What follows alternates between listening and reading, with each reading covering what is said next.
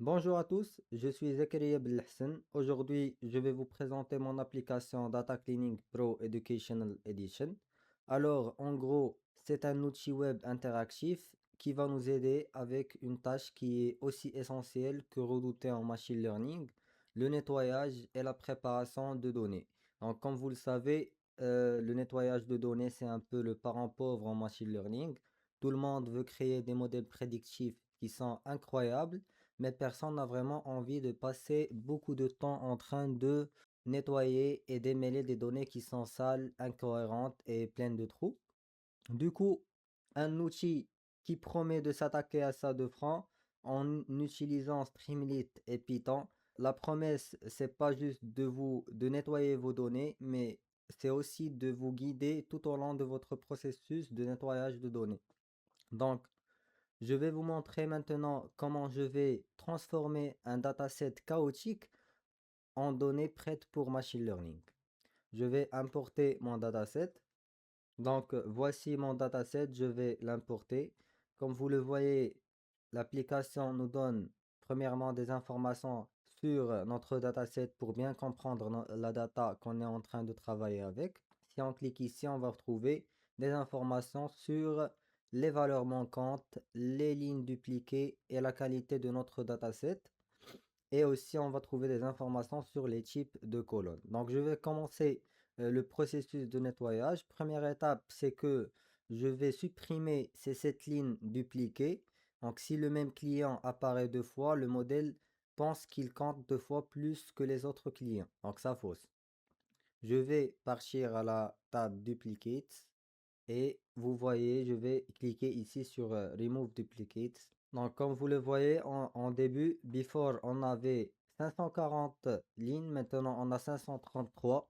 Avec les 7 lignes qui ont été dupliquées, ils ont été supprimés maintenant du dataset. Et la qualité de notre modèle ou de notre dataset a augmenté par 0,6 points. La deuxième des choses que je vais faire maintenant, premièrement, je vais rafraîchir l'application. Comme vous le voyez, les statistiques sont updated ici dans notre Quick Stats tab. Je vais maintenant supprimer une colonne que je n'ai pas, que j'en ai pas besoin dans le machine learning. Donc, la colonne Customer ID, ce sont juste des valeurs uniques et ça va pas impacter le comportement des clients. Donc, je vais juste supprimer cette colonne. Donc, je vais partir à Feature Engineering, puis Drop Columns, et puis je vais choisir la colonne que je vais supprimer, c'est Customer ID. Je vais la choisir et je vais la supprimer tout simplement. Donc, maintenant, j'ai juste 14 colonnes et avant, j'avais 15. Donc, comme vous voyez, Customer ID n'apparaît plus dans notre dataset. Et enfin, voilà, on peut télécharger le dataset comme il est nettoyé. Donc, par exemple, en troisième étape, si je viens ici au profiling, je vais générer un profil de la data que je suis en train de travailler avec. Donc, comme vous le voyez, on a ici un ML Readiness Score. Ce score vous montre est-ce que votre dataset est prêt pour le machine learning. C'est un système de score qui mixe entre les valeurs manquantes, les valeurs aberrantes, les corrélations de votre système et beaucoup de choses qui impactent ce score. Si votre score est plus élevé, donc votre dataset est plus prêt pour le machine learning. Si on descend dans cette page-là, on va voir ici une analyse de corrélation haute. Donc, la machine détecte une corrélation qui est très haute entre ces deux colonnes, income et income dérivé. Income dérivé, c'est juste une colonne dérivée de l'income. Donc, si par exemple on veut supprimer income dérivé, on va revenir à la colonne Feature Engineering Drop Columns et puis je vais la supprimer tout simplement car j'en ai pas besoin dans mon modèle machine learning. Donc je vais juste la supprimer comme ça. On a maintenant 13 colonnes. Donc en prochaine étape, si vous voyez ici, on a une colonne âge qui est une colonne normalement qui doit être numérique. Elle est détectée comme un objet. Donc c'est pas bon pour notre modèle machine learning car l'entraînement se fait sur des nombres, pas sur des textes ou des objets. Donc, du coup, pour fixer ce problème, si on regarde premièrement le dataset, on va regarder que dans la colonne âge, on a des valeurs qui sont écrites en texte. Comme vous voyez ici, 62 years, 69 years. Donc, qu'est-ce que je vais faire pour fixer ce problème? Je vais venir à la table texte, puis je vais choisir Clean Numeric Text Columns. On va faire un text cleaning juste pour les colonnes qui sont numériques et aussi qui sont détectées comme objet. Donc, par exemple, ici, notre colonne est âge. OK. Et puis, je veux supprimer juste les unités. Et on a ici, dans notre dataset, on a les unités years. Donc, je vais les supprimer. OK, je vais voir ici. Ici, il y a une possibilité d'ajouter le mot que vous voulez à supprimer. Donc, et puis je vais apply numeric text cleaning. Maintenant, on a fait un nettoyage dans la colonne âge. Maintenant, on me dit que je dois partir à la table type conversion to convert this column to numeric type. Donc, elle est encore considérée comme objet, mais elle est maintenant clean, plus safe de la changer en une colonne qui est numérique. Donc, je vais partir à IDs and types. Je vais choisir la variable, la colonne âge, et puis je vais la changer to numérique, convert type. Donc maintenant, on a changé la colonne âge d'une colonne qui est considérée type objet à une colonne numérique qu'on peut voilà, compter une médiane, une moyenne, etc. et utiliser pour notre modèle de machine learning. Ok, maintenant on va passer à l'étape de traitement de valeurs manquantes. Ici, on va partir à la table Missing. Comme vous voyez ici, on a 41 valeurs manquantes dans la table email, 87 dans income et 50 dans loyalty score. Donc je vais faire un petit rafraîchissement pour voir les autres. Voilà, on a maintenant la colonne âge qui apparaît puisqu'elle est maintenant numérique. Donc on a 63 valeurs qui sont manquantes. On va traiter cela. Ok, donc on descend en bas. Donc pour la colonne âge, par exemple, je vais faire une imputation par médiane. Donc, je vais choisir une colonne spécifique, puis je vais choisir la colonne âge et je vais faire une imputation par médiane. Je vais choisir là et je vais appliquer ma stratégie. Donc, toutes les valeurs manquantes dans la variable, dans la colonne âge, sont maintenant remplies par la médiane. Donc, comme vous le voyez, on a fixé 63 missing values et la qualité a augmenté par 0,5 points. Maintenant, je vais traiter une deuxième colonne qui est la colonne emails. Donc, on a des colonnes emails qui sont vides. Donc, c'est une colonne objet du texte. Donc, je n'ai rien à faire avec. Je vais juste la supprimer les colonnes qui sont, les lignes qui sont vides. Donc, on choisit email et je vais faire drop rows. Donc, cela va supprimer les lignes qui ont des emails vides et ça va pas impacter beaucoup notre dataset car comme vous le voyez, on a juste 41 valeurs qui sont manquantes dans la colonne email. Donc, on va appliquer notre stratégie. Donc, comme vous le voyez, on a supprimé 41 lignes, c'est 7,7% du dataset. Et on a fixé 64 missing values. Qualité a augmenté par 0,3 points. Si on revient maintenant à la table profiling, on est toujours en train de monter dans notre score de ML Readiness. Si on génère encore le profil, comme vous le voyez après cette opération, le score est encore en train de augmenter car on est en train de processer notre nettoyage. Ok, on a aussi des informations ici sur la cardinalité, sur la skewness, la distribution des données. On va revenir après. Donc, vous avez toutes les informations nécessaires pour réaliser votre nettoyage. Donc, pour faire une très très bonne imputation, je vais choisir pour l'income, je vais choisir la méthode MICE. Voilà, la méthode MICE, ça considère les corrélations entre les variables pour remplir les cases vides. Donc, je vais la choisir. Je vais choisir Max Iterations 10. Donc, c'est par défaut 10. Je vais appliquer ma stratégie.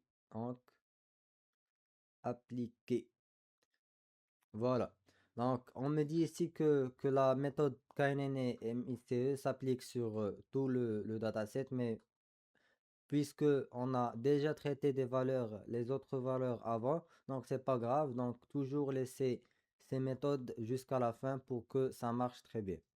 Donc, on a fixé les dernières missing values et la qualité a augmenté par 0,8 points. Donc, si on revient maintenant à le profiling, on génère un nouveau profil et voilà le score qui est en train encore d'augmenter. Maintenant, je vais partir pour traiter les fameux outliers.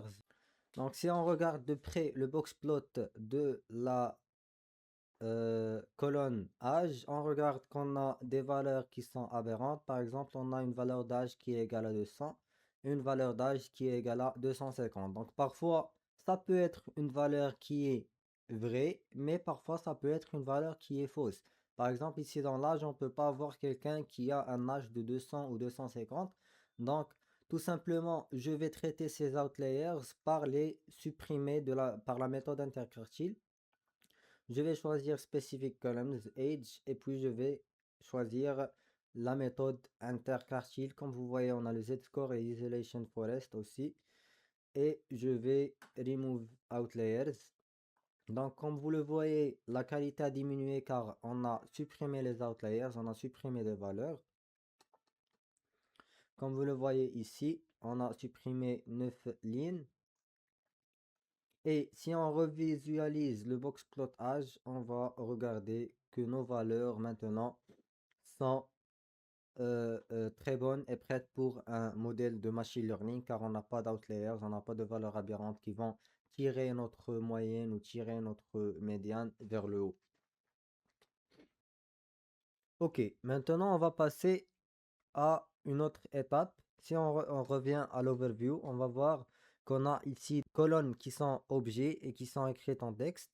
Donc, on doit faire un texte cleaning pour ces deux cases-là. Si par exemple on veut changer, par exemple on veut faire un encoding pour ces deux tabs, donc on doit premièrement faire du text cleaning. Donc on va venir à la tab texte.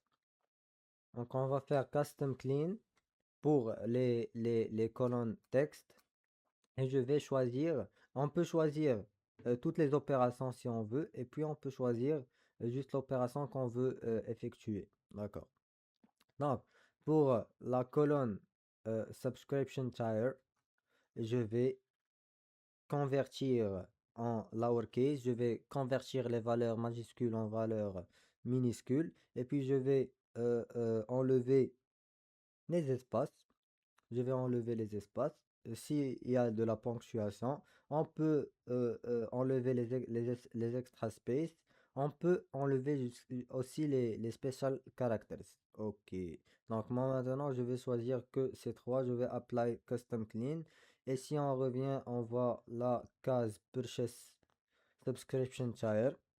Donc ici, ça a été avec en majuscule. Et ici, comme vous le voyez, le texte est clean avec des valeurs minuscules. Si on a des valeurs qui sont... Donc maintenant, on va transformer les deux colonnes qu'on a juste fait. On a fait un text cleaning. Je vais partir à la table Transformation. Donc dans Transformation, on a les transformations ici, on a l'encoding et le scaling. Donc je vais faire un encoding pour les deux tab subscription tier et région pour que on va avoir des valeurs binaires et de plus de colonnes. Donc on va pas plus avoir des valeurs qui sont écrites en texte. C'est pas bon pour le machine learning. Le machine learning est fait sur des nombres, pas du texte. On a appliqué un one-hot encoding. Je vais appliquer le one-hot encoding aussi pour la colonne region. Voilà. Ok, je vais apply encoding. Et comme vous le voyez ici, on a région nord, south et ouest. Ok.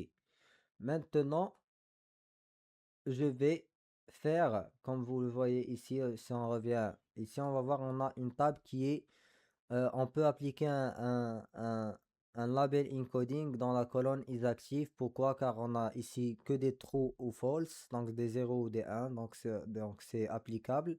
Donc je vais revenir à la table transformation, encoding. Je vais faire un label encoding à la table isActive. Où elle est? Voilà, isActive. Je vais appliquer mon encoding. Je vais appliquer mon encoding et si on vient ici, on va voir que isActive est transformé en des 0 et des 1. Ici, on avait les trois cases qui sont cochées, donc c'était 3 trous, donc c'est 1, 1, 1. S'il y avait une case qui n'est pas cochée, ça va être un false et ça va être ici un 0 automatiquement. Ok, si on revient maintenant au profiling, je vais générer un nouveau profil. Comme vous le voyez, le score est toujours en train d'augmenter. Donc si on regarde ici, on va regarder la distribution des données, la skewness. Ça nous donne une information sur la distribution des données.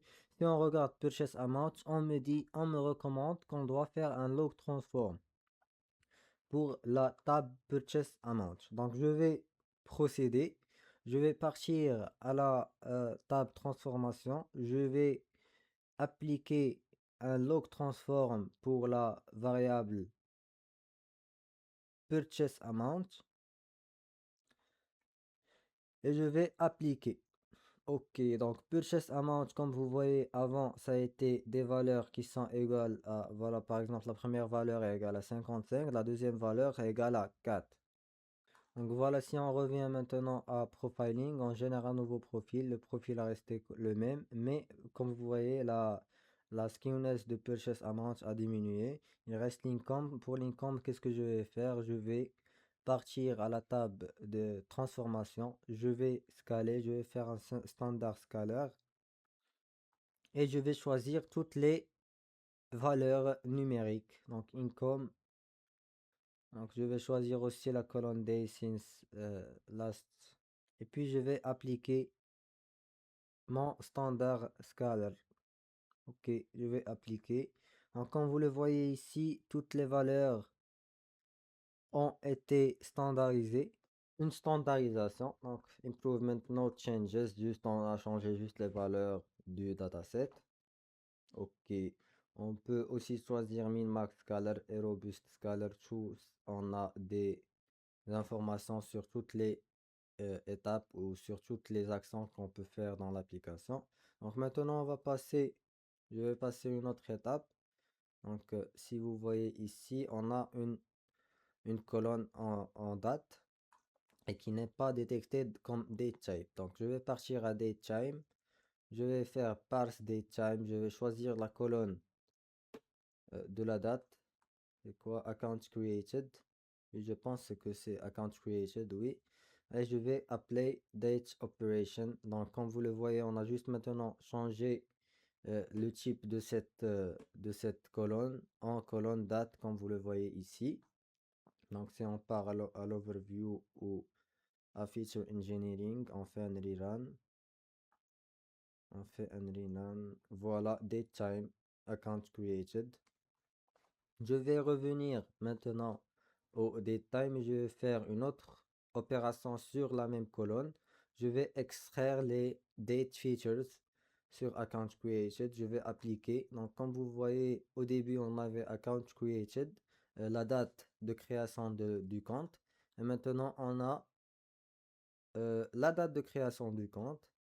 Et on a aussi, voilà, l'année de création, le mois de création, le jour de création, ML Readiness, je vais générer un ML Readiness Report. Je vais voir pourquoi. Donc la normalité. Donc on a encore des problèmes en normalité, c'est pour cela que le score est encore bas, c'est pas grave. Donc, une autre étape, c'est que je vais supprimer ces deux colonnes, first name, last name. J'en ai pas besoin pour mon modèle de machine learning. Pourquoi? Car ce sont des valeurs qui sont uniques et ça va pas impacter le comportement de chaque client. Donc, on va juste les supprimer aussi. Donc, je vais choisir first name, last name et je vais les supprimer.